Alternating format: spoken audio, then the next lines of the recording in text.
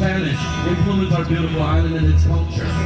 As we resonate a lot of fiestas, the gathering of our people, a lot of dancing, a lot of having fun throughout our culture here.